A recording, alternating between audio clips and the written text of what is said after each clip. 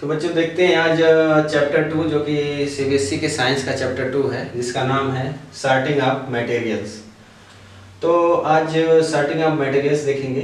तो ये 5 पॉइंट हैं जिनके बेसिस पे हम किसी भी मटेरियल को सॉर्ट कर सकते हैं, जिसमें पहला पॉइंट है appearance, hardness, solubility, float and transparency.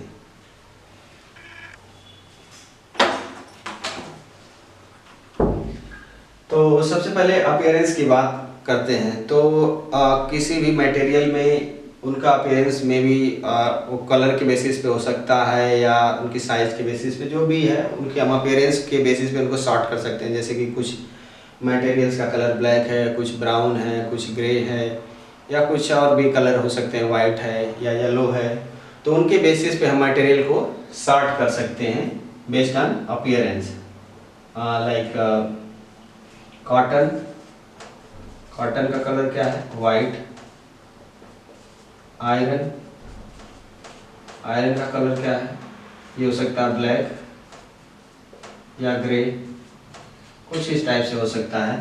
तो हम क्या कर सकते हैं कि अपीयरेंस के बेस पे मटेरियल्स को सॉर्ट कर सकते हैं।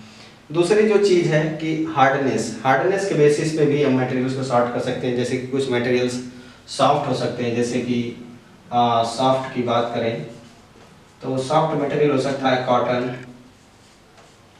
अगर हार्ड की बात करें तो हार्ड हो सकता है, हार्ड का एग्जांपल हो जाएगा आयरन। तो आयरन एक हार्ड मटेरियल है, या मे बी स्टोन हो सकता है या डायमंड हो सकता है ये। तो यानी कि हार्डनेस के बेसिस पे कुछ मटेरियल को सॉर्ट कर सकते हैं, जैसे कि आयरन हुआ, स्टोन, डायमंड, और सॉफ्ट में कॉटन हो सकता है या कुछ और भी सॉफ्ट चीज़ें हो सकती हैं।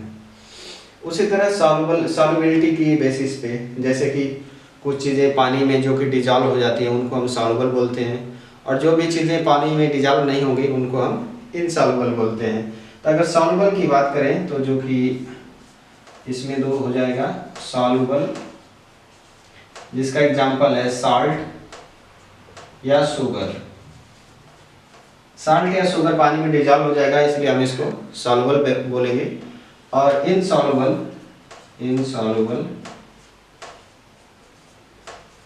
जो कि वाटर में डिजॉल्व नहीं होंगे, तो इनका कुछ भी एग्जाम्पल हम ले सकते हैं, जैसे कि आयरन हो गया या स्टोन हो गया, या कोई भी और कुछ मेटल्स हो सकते हैं, स्टील हो गया,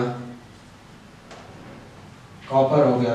तो ये सब जो है पानी में डिजॉल्व नहीं होंगे, तो ये क्या हो जाएंगे? इनसॉल्युबल मटेरियल्स हो जाएंगे। ठीक है। नेक्स्ट पॉइंट, जो फोर्थ पॉइंट है वो है फ्लोट। तो फ्लोट के बेसिस पे हम देखेंगे कुछ मटेरियल्स जो है कि पानी में फ्लोट करते हैं। जैसे कि जो कि हल्की चीज़ें होती हैं, जो कि लाइट वेट हैं, वो पानी में फ्लोट कर सकती हैं। जैसे कि वुडन, वुडन की कुछ चीज़ें, जैसे वुडन से बनी हुई बोट,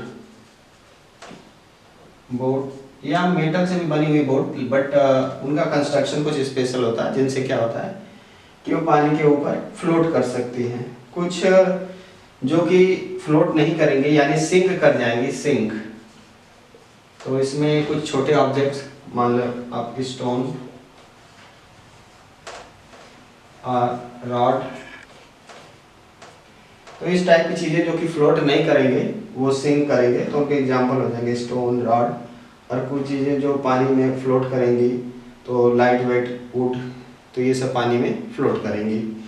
इसका ये लास्ट पॉइंट जो है ये है ट्रांसपेरेंसी के बेसिस पे। तो ट्रांसपेरेंसी के बेसिस पे जो है कि हम मटेरियल्स को सॉर्ट कर सकते हैं, जिसमें कुछ होते हैं। पहला जो होता है वो होता है ट्रांसपेरेंट, ट्रांसपेरेंट। दूसरा होता है ट्रांसलूसेंट, ट्रांसलूसेंट। और तीसरा होता है ओपैक। तो अगर हम ट्रांसपेरेंसी की बात करें तो इसके बेसिस पे मटेरियल्स को 3 कैटेगरी में सॉर्ट कर सकते हैं। पहला कैटेगरी है ट्रांसपेरेंट। ट्रांसपेरेंट कैटेगरी के वो अंदर वो चीज़ें आती हैं जिसके हम आर पार देख सकते हैं। जैसे कि इसका ट्रांसपेरेंट का एग्जांपल हो जाएगा ग्लास या वाइट पॉलीथीन। White polythene. तो ये वाइट ग्लास और वाइट पॉलीथीन ये किसके अंडर में आते हैं? ये आते हैं ट्रांसपेरेंट की कैटेगरी में। ट्रांसलूसेंट की कैटेगरी में वो चीज़ें आती हैं जिनके आर पार हम थोड़ा बहुत हल्का हल्का देख पाते हैं, यानी धुंधला धुंधला सा। ये पूरी तरह से तो नहीं दिखता है लेकिन थोड़ा थोड़ा दिखता है, तो उसको हम ट्रांसलूसेंट मानते हैं। जैसे कि कुछ स्पेशल ग्लास होते हैं जिसके हम स्पेशल ग्लास या अगर पेपर पे ऑयल लगा हुआ है तो उसके हम मतलब दोनों तरफ थोड़ा थोड़ा मतलब ट्रांसलूसेंट की तरीके से देख सकते हैं, यानी कि थोड़ा पार्शियली देख सकते हैं, पूरी तरह से नहीं दिखेगा, तो वो हो जाएगा ऑयली पेपर। ये एग्जांपल हो जाएगा ट्रांसलूसेंट का, क्योंकि हम इसके दोनों तरफ पार्शियली देख पाएंगे, तो ये आ जाएगा ट्रांसलूसेंट की कैटेगरी में। लास्ट है जो कैटेगरी है ओपैक का मतलब होता है कि जिसके आर पार हम बिल्कुल भी ना देख पाएं। ये इसका एग्जांपल हो जाएगा जैसे कि वॉल हो गई, या आयरन शीट हो गई, ब्लैक क्लॉथ। तो ओपैक का मतलब वो हो गया कि ओपैक का मतलब कि वो मटेरियल्स जिनके हम आर पार नहीं देख सकते हैं, पूरी तरह से नहीं देख सकते हैं, वो होते हैं ओपैक की कैटेगरी में। तो ये कुछ पॉइंट्स है चैप्टर 2 में जो कि सॉर्टिंग ऑफ मटेरियल था। एक बार समराइज कर देते हैं। हम मटेरियल्स को 5 कैटेगरी में सॉर्ट कर सकते हैं। पहला है अपीयरेंस, दूसरा है हार्डनेस के बेसिस पे, तीसरा है सॉल्युबिलिटी के बेसिस पे, चौथा है कि वो फ्लोट करते हैं कि नहीं, और पांचवा है उनकी ट्रांसपेरेंसी क्या है। अपीयरेंस के बेसिस पे अगर हम बात करें तो कॉटन वाइट होता है, आयरन ब्लैक या ग्रे हो सकता है। हार्डनेस की बात करें तो कुछ मटेरियल सॉफ्ट होते हैं जैसे कि कॉटन।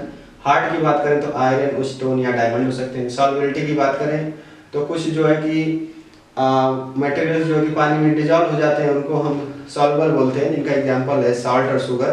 इनसॉल्युबल की बात करें तो इसमें आयरन और स्टोन होते हैं जो कि पानी में डिजॉल्व नहीं होते हैं। उसी तरह ट्रांसपेरेंसी की बात करें तो इसमें 3 कैटेगरी होती है, ट्रांसपेरेंट, ट्रांसलूसेंट और ओपैक। ट्रांसपेरेंट का मतलब है कि जिनके आर पार हम देख सकते हैं, जिनका एग्जांपल है ग्लास, वाइट पॉलीथीन। ट्रांसलूसेंट का मतलब होता है कुछ स्पेशल ट्रांसलूसेंट ग्लास होते हैं या ऑयली पेपर। ओपैक का मतलब कि जिनके आर पार हम बिल्कुल नहीं देख सकते, जैसे कि वॉल हो गया, आयरन शीट हो गई, ब्लैक ग्लास हो गया या कुछ और भी चीज़ें। तो ये थी चैप्टर 2 की समरी। धन्यवाद।